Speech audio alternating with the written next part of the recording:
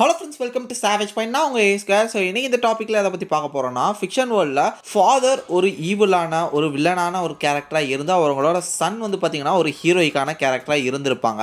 அப்படி இருந்தால் parents and சில்ட்ரன்லாம் யாரும் தான் இன்றைக்கி இந்த வீடியோவில் பார்க்க போகிறோம். நேற்று நம்ம சேனலில் சீக்ரெட் வார்ஸோட பார்ட் 1 வீடியோ போட்டிருந்தோம். ஸோ அந்த வீடியோ பார்க்காதவங்க மறக்காமல் செக் பண்ணி பாருங்கள். தொடர்ந்து சீக்ரெட் வார்ஸில் இருக்கக்கூடிய பேலன்ஸ் இஷ்யூஸ்லாம் கூடி சீக்கிரம் நம்ம சேனலில் கவர் பண்ண போகிறோம். அதனால் அந்த வீடியோ பார்த்து சீக்ரெட் வார்ஸ் இஷ்யூஸ்க்கு உங்களோட சப்போர்ட்டை கொடுங்க. சரி, ஓகே ஃப்ரெண்ட்ஸ், இந்த வீடியோவை ஸ்கிப் பண்ணாமல் ஃபுல்லாக பாருங்க. சரி, வாங்க நம்ம வீடியோக்குள்ள போகலாம்.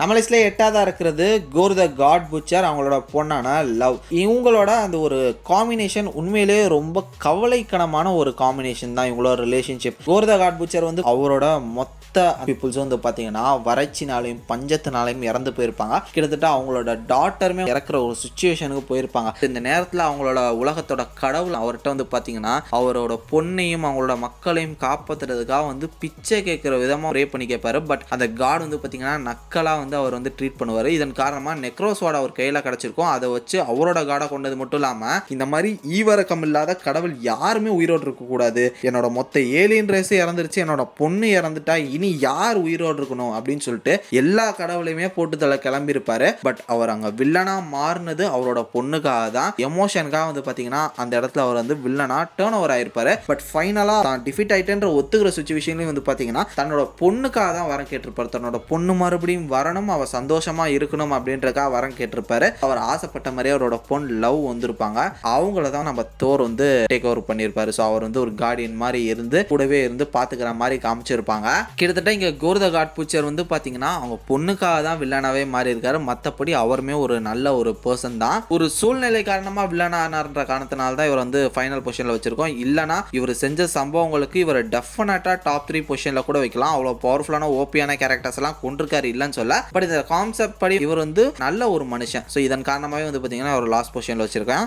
நம்ம லிஸ்ட்ல 7ஆவதா இருக்கிறது ஹாகோரோமோ அண்ட் ஹமுரா, அவங்களோட அம்மாவான காகேயா. காகேயா வந்து பார்த்தீங்கன்னா ஒரு ஒச்சுக்கி கிளானை சேர்ந்தவங்க. ஸோ இந்த ஒரு பூமியில் அவங்க இருக்கிறதுக்கான காரணமே இந்த சக்ரா ட்ரீயை வந்து விதைச்சு அதில் இருக்கக்கூடிய சக்ரா ஃப்ரூட்டை சாப்பிட்டு ஒரு ஓபி கேரக்டராக ஒரு ஒச்சுக்கி கிளான் மெம்பரோட பவர்ஸ் வந்து ரீச் பண்ணும் அப்படின்றதுக்காக அவங்க இருப்பாங்க. அவங்களுக்கு இங்கே 2 பசங்களும் பிறந்துருவாங்க. அவங்கள வளர்த்துக்கிட்டே வந்து இருக்கும்போதே வந்து பார்த்தீங்கன்னா உள்ளூரில் இருக்கக்கூடிய மக்கள் எல்லாரையுமே சாக்ரிஃபைஸ் பண்ணி அந்த சக்ரா ட்ரீக்கு வந்து பார்த்தீங்கன்னா உயிரோட்டம் கொடுத்து அவங்க சக்ரா ஃப்ரூட்டை வந்து வச்சு சாப்பிடணும் அப்படின்றதுக்காக போராடுவாங்க. அந்த டைமில் வந்து ஹாகோரோமோ ஹமுரா இவங்களுக்கு இந்த ஒரு உண்மை தெரிஞ்சு அவங்களோட அம்மாவை எடுத்து அவங்க சண்டை போடக்கூடிய சுச்சுவேஷன் வந்திருக்கும். அதில் ஃபைனலி அவங்க அம்மாவையும் வந்து பார்த்தீங்கன்னா இவங்க சீல் பண்ணியிருப்பாங்க. அவங்க அம்மா செஞ்ச விஷயங்கள் பசங்க 2 பேருக்குமே பிடிச்சிருக்காது. இதன் காரணமாக இவங்க 2 பேருக்கும் வந்து சண்டை நடந்து ஃபைனலி அவங்களோட சன்ஸ் அவங்க அம்மாவை வந்து சீல் பண்ணிடுவாங்க.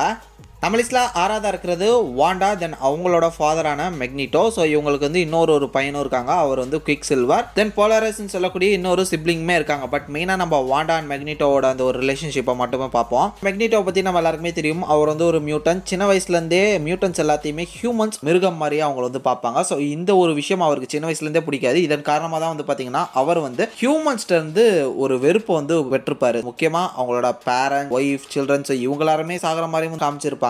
இதனாலேயே மியூட்டன்ஸ்க்கு வந்து கரெக்டான ஒரு மரியாதை கிடைக்கணும். ஹியூமன்ஸ்ட இருந்து ஒருவேளை ஹியூமன்ஸ் நம்ம மியூட்டன்ஸை ஏற்று சண்டை பண்ணணும்னு நினைச்சாங்கன்னா நம்ம அவங்கள அழிச்சிடலாம் அப்படின்ற ஒரு நோக்கத்துக்காக இருப்பாரு. அதுக்கு ஆப்போசிட்ல ப்ரொஃபசர் எக்ஸ் அவங்களோட குரூப்ல வந்து வாண்டா இருந்திருப்பாங்க. லோகனும் வந்து பாத்தீங்கன்னா நம்ம வாண்டா வந்து மென்டார் மாதிரி ஒரு கட்டத்தில் இருந்திருப்பார் காமிக்ஸ்ல. என்னதான் பொண்ணா இருந்தாலுமே இவங்களோட ஐடியாலஜி வேற வேற மாதிரி மாறி இருக்கும். இது மட்டும் இல்லாம வாண்டாவுமே சில நேரங்கள்ல ஆன்டி ஹீரோவா மாறிருக்காங்க. இவங்களோட கான்ஃபிளிக்டே வந்து பாத்தீங்கன்னா ஒரு மாதிரி இடியாபசிக்கலா இருக்குன்ற காரணத்தினால ஒரு சில நேரம் அவங்களோட அப்பா கூட நிற்பாங்க, ஒரு சில நேரம் எக்ஸ்மேன்ஸோட நிற்பாங்க. சூழ்நிலைக்கு ஏற்ற மாதிரி வாண்டா வந்து ஈஸியா நிறைய பேர் மைண்ட் வாஷ் பண்ணிடுவாங்க. ஸோ இதன் காரணமே அவங்க ப்ராப்பரா ஒரு இடத்துல நின்றுக்க மாட்டாங்க. ஒரு சில நேரங்களில் லவ் இன்ட்ரெஸ்ட்டுக்காக வந்து அவங்களுக்காக போராடி இருப்பாங்க, ஒரு சில நேரங்களில் அவங்க ப்ராப்பரான ஒரு ஐடியாலஜிக்காக போராடி இருப்பாங்க. இது மாதிரி அவங்க பல நேரங்களில் வந்து மாறி மாறி போயிருப்பாங்க. பட் இருந்தாலுமே மேஜரா அவங்க அப்பாவுக்கு ஆப்போசிட்ல தான் நின்றுப்பாங்க வாண்டா. நம்ம லிஸ்ட்ல 5ஆவதா இருக்கிறது ஜோசப் வில்லியம் வில்சன். ஸோ இவரோட ஃபாதர் டெத் ஸ்ட்ரோக். டிசியில் வந்து பார்த்தீங்கன்னா டெத் ஸ்ட்ரோக் வந்து கிட்டத்தட்ட ஒரு ப்ரூட்டலான அசாசின் கேரக்டர் மாதிரி சொல்லலாம். எந்த விதமான கொள்கைக்காகவும் இல்லாமல் ஜஸ்ட் அவருக்கு என்ன தோணுதோ எதுக்காக அவர் வந்து சண்டை போடணும்னு நினைக்கிறாரோ அதுக்காக போயிட்டே இருப்பாரு. இதுக்கு இடையில சிவிலியன்ஸ் இந்த மாதிரியான அப்பாவி மக்கள் வந்தா கூட வந்து பார்த்தீங்கன்னா அவங்களுக்கு கூட கருணை காட்ட மாட்டாரு. தனக்கு என்ன ஒரு ப்ராஜெக்டோ அதை மட்டும் வந்து பார்த்தீங்கன்னா அந்த மிஷனை நோக்கி போயிட்டு இருப்பாரு. யார் வந்தாலும் இறக்கம் பார்க்காம போட்டு தள்ளிட்டு போயிடுவார். அவ்வளோ குரூயலான ஒரு கேரக்டராக இருப்பாரு. இருப்பாரு. இவரை வச்சு யூஎஸ் வந்து பார்த்தீங்கன்னா ஒரு மிஷன் ஒன்று பண்ணியிருப்பாங்க. கிட்டத்தட்ட கேப்டன் அமெரிக்காவோட சூப்பர் சோல்ஜர் சீரம் மாதிரியான ஒரு விஷயத்தை வந்து இவருக்கு வந்து போட்டிருப்பாங்க. அதுக்கப்புறம் இவரோட டோட்டல் மைண்ட் செட்டும் வந்து பார்த்தீங்கன்னா இன்னும் ஒரு ஈவிலிஸ்டிக்கான கேரக்டராக மாறி இருக்கும். கேப்டன் அமெரிக்கா படத்திலே சொல்லியிருப்பாங்க, இந்த சீரம் நல்லவனுக்கு போட்டால் அவன் இன்னும் நல்லவனா மாறுவான், கெட்டவனுக்கு போட்டால் இன்னும் கெட்டவனா மாறுவான்ற மாதிரி இந்த ஒரு சீரமும் இருந்திருக்கும். ஸோ இதுக்கப்புறம் அவர் இன்னுமே ஈவலாக மாறி இருப்பாரு. இதன் காரணமாக அவரோட பையனை அவரே கொண்டிருப்பாரு. நம்ம லிஸ்ட்டில் நாளாக தான் இருக்கிறது மெகிமி ஃபுஷிகிரோ அண்ட் டோஜி ஃபுஷிகிரோ. ஆக்சுவலாக இவங்க வந்து சேர்ந்தே இருந்திருக்க மாட்டாங்க. நம்ம டோஜி ஃபுஷிகிரோ வந்து பார்த்தீங்கன்னா ஒரு மெர்சனரி அசாசினாக சுற்றிக்கிட்டு இருப்பாரு. தப்பான விஷயங்களாக இருந்தாலும் அதை வந்து பணத்துக்காக அவர் வந்து ஒரு சைடு இருந்து அதை செஞ்சுக்கிட்டு இருப்பாரு. மெகிமி ஃபுஷிகிரோ வந்து பார்த்தீங்கன்னா சின்ன வயசுலேருந்தே அவர் அவங்களோட கிளானால் வளர்த்து வந்துகிட்டு இருப்பாரு. மோஸ்ட்லி டோஜி ஃபுஷிகிரோவும் மெகிமி ஃபுஷிகிரோவும் ஒன்றா இருந்திருக்க மாட்டாங்க சைல்ட்ஹுட்லேருந்து. இதன் காரணமே வந்து பார்த்தீங்கன்னா அவங்களோட ரிலேஷன்ஷிப்பும் அவ்வளோவா நல்லா பெட்டராக போகலை. பட் ஓவராலாக பார்த்தீங்கன்னா வந்து ஒரு பாசிட்டிவ் அண்ட் குட் கேரக்டர். உலகத்துக்கு வந்து பார்த்தீங்கன்னா அவருக்குன்னு ஒரு ப்ராப்பர் ஐடியாலஜி இருக்கு, இதுக்காக தான் நான் போராடுறேன் அப்படின்னு சொல்லிட்டு அந்த ஒரு நல்ல விஷயங்களுக்காக மட்டும் நம்ம மெகிமி ஃபுஷிகிரோ நின்றுப்பாரு. பட் டோஜி ஃபுஷிகிரோ அப்படி இல்லை. ஸோ அவர் வந்து ஒரு மெர்சனரி. ஸோ அவருக்கு எது தோணுதுன்னு இல்லை, அவருக்கு யார் பணம் கொடுக்குறாங்களோ அவருக்கு எங்கேருந்து சப்போர்ட் கொடுக்குதோ அது அப்படியே நோக்கி அவர் போயிருப்பாரு. கிட்டத்தட்ட ஒரு ஆன்டி ஹீரோ டைப் மாதிரி சொல்லலாமே. ஸோ இப்படி தான் வந்து பார்த்தீங்கன்னா இந்த ஒரு ஃபாதர் அண்ட் சன்னோட ரிலேஷன்ஷிப் போயிருந்தது. நம்ம லிஸ்ட்ல மூணாவதாக இருக்கிறது கமோரா அண்ட் தானோஸ். தானோஸுக்கு பிறந்த புள்ள இல்லை கமோரா, இவங்க வந்து தத்தெடுத்துக்கப்பட்ட ஒரு குழந்தை தான். பட் இருந்தாலுமே கிட்டத்தட்ட அவரோட பொண்ணாவே வந்து பார்த்தீங்கன்னா தானோஸ் கமோராவை வளர்த்துருப்பாங்க. பட் இவங்களுக்குள்ள சின்ன ஒரு முரண்பாடு எங்கே ஏற்பட்டிருக்குன்னு பார்த்தீங்கன்னா, தானோஸ் நம்மளை ரொம்ப யூஸ் பண்ணுறாரு, தப்பான வேலைகளை செஞ்சுக்கிட்டு இருக்காருன்றதை வந்து லேட்டராக கமோரா உணர்ந்துருவாங்க. அவங்களோட பிளானட்டுக்கு நடந்தது, தென் இவங்களை வச்சு மற்ற பிளானட்டுக்கு நடக்கிறது, இது எல்லாத்தையுமே அவங்க உணர்ந்து ஃபைனலாக தானோஸ்ல இருந்து நம்ம வெளியேறினோம், தானோஸ்ல இருந்து இந்த உலகத்தை காப்பாற்றணும் அப்படின்றதுக்காக வந்து பார்த்தீங்கன்னா இவங்க அவங்க அப்பாட்ட இருந்து வெளியேறி அவங்க அப்பாவை ஏற்று சண்டை போடுவாங்க. ஸோ ஃபைனலாக தானோஸ் கையாலே இறந்தும் போயிருப்பாங்க. பட் தானோஸோட முடிவெல்லாம் ஒன்றே ஒன்று தான், மொத்த யூனிவர்ஸ்க்கு வந்து பார்த்தீங்கன்னா ஒரு பீஸை கொண்டு வரணும். பாப்புலேஷனால் இந்த உலக மக்கள், இந்த ஒரு யூனிவர்ஸ் மக்கள் எவ்வளோ கஷ்டப்பட்டுட்டு இருக்காங்க, அதை வந்து நான் தீர்த்து வைக்கணுன்ற அவரோட அந்த ஒரு ஐடியாலஜிக்காக அவர் போராடி இருப்பார். லிட்ரலி உங்களோட ஃபாதர் அண்ட் டாட்டர் அந்த ரிலேஷன்ஷிப் வந்து பார்த்தீங்கன்னா நல்லா தான் காமிச்சிருப்பாங்க. பட் அந்த எமோஷனலுக்குள்ள இந்த ஒரு ஐடியாலஜியும் உள்ள பூந்து இவங்களோட ரிலேஷன்ஷிப் வந்து பார்த்தீங்கன்னா சீசா மாதிரி அங்கே எங்கன்னு போயிட்டு இருக்கோம். கிட்டத்தட்ட தானோஸ் அவங்க பொண்ணை சாக்ரிஃபைஸ் பண்ணுற அந்த ஒரு சீக்வன்ஸ்லாம் பார்க்கறதுக்கு உண்மையிலே ஹார்ட் ஹிட்டிங்காக இருக்கும்.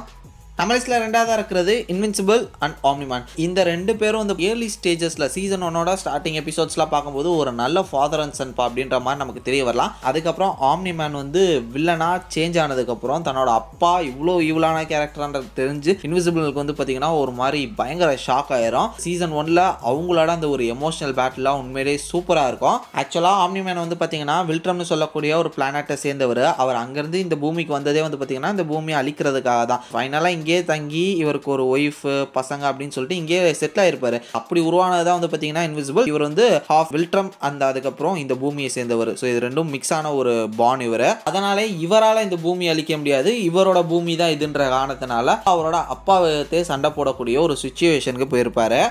ஸோ ஃபைனல் நம்ம லிஸ்ட்டில் நம்பர் 1 பொசிஷனில் இருக்கிறது கிரேட்டோஸ் அண்ட் அவங்க அப்பா ஜியூஸ். காட் ஆஃப் வார் கேமை பொறுத்தவரையும் கிரீக் மித்தாலஜியில் இருக்கக்கூடிய காட்ஸ்லாம் வந்து பார்த்தீங்கன்னா அவங்களோட பசங்களால் தான் அவங்களுக்கு சாவுன்ற இந்த ஒரு விஷயத்துக்காக அவங்களோட பசங்களையே கொல்ல போயிருப்பாங்க. லைக் எக்ஸாம்பிளுக்கு சொல்லணும்னா உரானோஸ் குரோனோஸ் கையால் இறந்துருப்பாரு, குரோனோஸ் ஜியூஸ் கையால் இறந்துருப்பாரு. ஜியூஸ் வந்து பார்த்தீங்கன்னா தன்னோட பசங்களால் இறந்துடக்கூடாதுன்ற காரணத்தினால இவரோட ஒரு செகண்ட் ஒய்ஃப் மூலமாக பிறந்திருக்கக்கூடிய ஒரு சன் தான் கிரேட்டோஸ். அவரை வச்சு தன்னோட பசங்க ஏரிஸோ இவங்க எல்லாரையும் அழிச்சிட்டு ஃபைனலாக அவரையுமே வந்து பார்த்தீங்கன்னா கொன்றுவார். பிகாஸ் அவருமே அவரோட சன்னுன்ற காரணத்தினால இவராலையும் அவருக்கு ஆபத்து வர வாய்ப்பு இருக்குன்னு சொல்லிட்டு இவரை கொன்றுவார். ஹெல்லுக்கு போன அவர் அப்பாவே இப்படி பண்ணிட்டாரு, நம்மளை துரோகம் பண்ணிட்டாங்களே அப்படின்னு சொல்லிட்டு கோவத்தில் கிரேட்டோஸ் எப்படி அவங்க அப்பாவை பழி வாங்கினாரு அப்படின்றத வந்து பார்த்தீங்கன்னா இந்த கேமோட செகண்ட் அண்ட் தேர்ட் பார்ட்டில் போகும். ஃபைனலாக அவங்க அப்பா ஜியூஸை கொள்றதெல்லாம் வந்து பார்த்தீங்கன்னா ரொம்ப ப்ரூட்டலாகவும் இன்டென்ஸாகவும் அதை காமிச்சிருப்பாங்க. லிட்டரலி உங்கள் ஃபாதர் சன் ரிலேஷன்ஷிப் வந்து பார்த்தீங்கன்னா ரொம்ப டாக்ஸிக்காகவே இருந்ததுன்னு சொல்லலாம். அண்ட் ஜியூஸும் ரொம்ப ஈவலிஸ்டிக்கான ஒரு கேரக்டராக அவரை காமிச்சிருப்பாங்க. ஓகே ஃப்ரெண்ட்ஸ், வீடியோவோட எண்டுக்கு வந்துட்டோம். ஸோ இந்த வீடியோ ஃபுல்லாக பார்த்துப்பீங்கன்னு நினைக்கிறேன். இந்த வீடியோ உங்களுக்கு ரொம்ப பிடிச்சிருந்துச்சுன்னா மறக்காமல் லைக் பண்ணுங்கள், கமெண்ட் பண்ணுங்கள், ஷேர் பண்ணுங்கள். நம்ம சாவேஜ் பாயிண்ட் சேனலில் மறக்காமல் சப்ஸ்கிரைப் பண்ணி அந்த பெல் ஐக்கானையும் ப்ரெஸ் பண்ணி வச்சுங்க. ஸோ அடுத்த ஒரு வீடியோவில் நாளைக்கு வந்து உங்களை மீட் பண்ணுறேன். பாய்.